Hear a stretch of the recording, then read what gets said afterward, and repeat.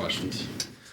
Yeah, well, I mean, a little bit better from the effort, all the ease, the effort and enthusiasm and emotion and those types of things. I thought we played with a little bit more of that from the beginning.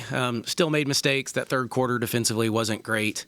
So we'll be picky and still have some standards and goals that maybe we didn't quite meet. But, yeah, I think we got to see the ball go through the hole a little bit. I think Jordan Harrison probably needed a night like that for her. We made some threes. 8 was the goal tonight. We wanted to hit 8 threes. We did get there. The shooting percentages look pretty good. At times I thought we were really disruptive in the press, which we hadn't been as much lately. And so we were trying to work through a few things there and still have some work to do. But I still think we're not quite a third of the season. We're still trying to figure this out. We have new pieces. Even the ones that are returning are trying to figure out how to play with some of the new pieces. But we moved the ball really well. That's been one of my complaints with this group a little bit, is we get very reliant on the dribble, and I would like us to see us pass it a little bit more, and to get to 22 assists was good on 33 baskets. Turnovers were down a little bit in the third quarter, and it really would have been down. We had a few too many in that fourth quarter.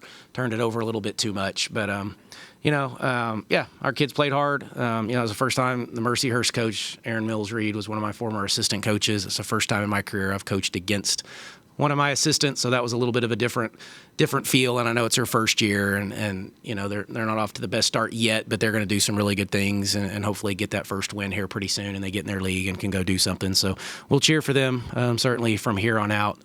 But a game we probably need a get-right game maybe a little bit, see if we can't get a few things fixed, and then we can turn our attention now to Texas Southern for Monday.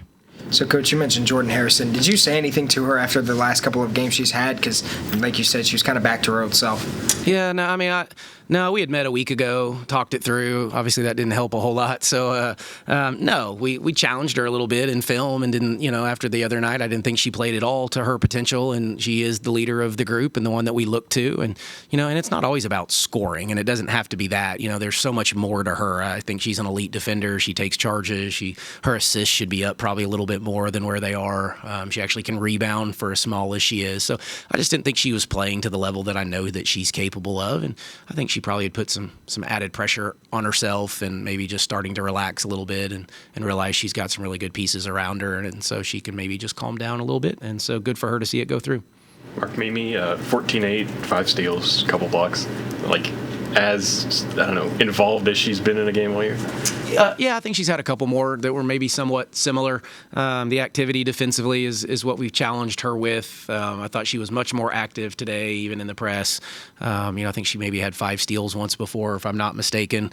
I don't know if she's ever done that in her career, to have a couple games in the same season with 5 steals. So just continuing to try to push all of them. That's all that I want. We challenged them pretty good in film at a different level than we had really all year, and so I was happy to see how they responded. It's been I wouldn't say like a long 8 or 9 days, but that's a different feeling for us, and we haven't had that, and I've been a little frustrated, and I don't want to coach frustrated. I don't want to be frustrated with them. I just want to see them, make some of the changes that maybe we weren't making, and I saw glimpses of it today for sure.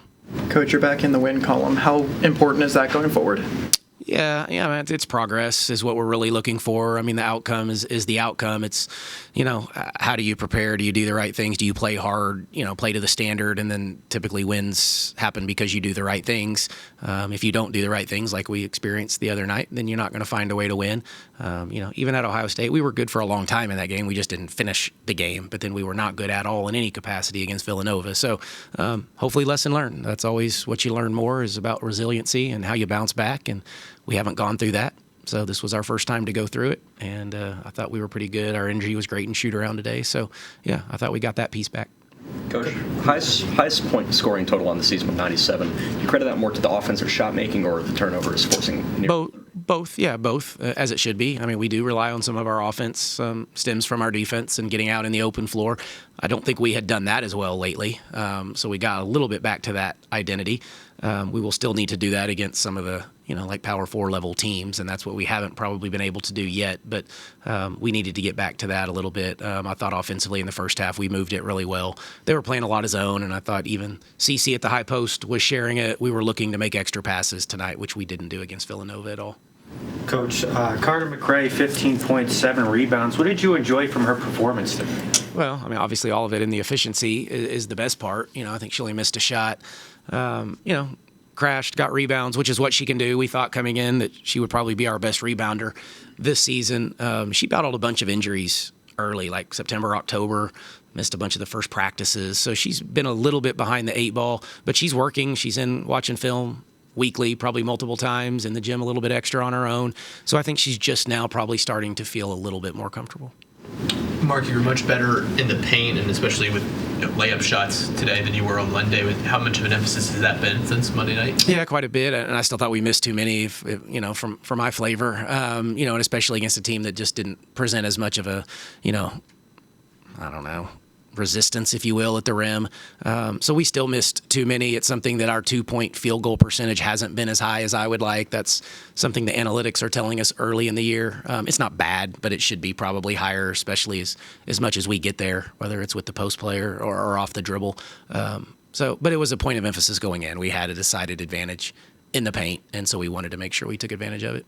Is it harder to judge in a game like this where it's kind of, like you said, there's not as much resistance at the paint and kind of the entire night? It's harder to judge, but we can just go back to, other games that it's cost us, is that if we can't finish them here, then we're probably not going to make them against Villanova or Ohio State. So that's why it becomes so important that they understand why we're on them, and that's why there's the standard is when we get it and we run offense and you'd miss it, like against those types of teams, you don't get it back. Tonight, we maybe get it back, and so it feels like it's still okay when it actually may not be, and you may have to convert the first time because there might not be a second chance when you get into playing like Big 12 play. Mark, what is it like coaching at someone who you used to share the bench with? Yeah, a little weird, honestly. It's the first time I've done it. I don't know that you enjoy it. I don't know that that's like enjoyable. I mean, I'm happy for her, and obviously getting her opportunity to be a head coach, like all of that is fantastic. I mean, you love that piece of it, but they're calling out our play calls and they're running a bunch of the same stuff that we run, and all that's kind of weird. We were trying to come up with a few different names just to call it something different, just in case they were onto certain things. But but happy for Coach.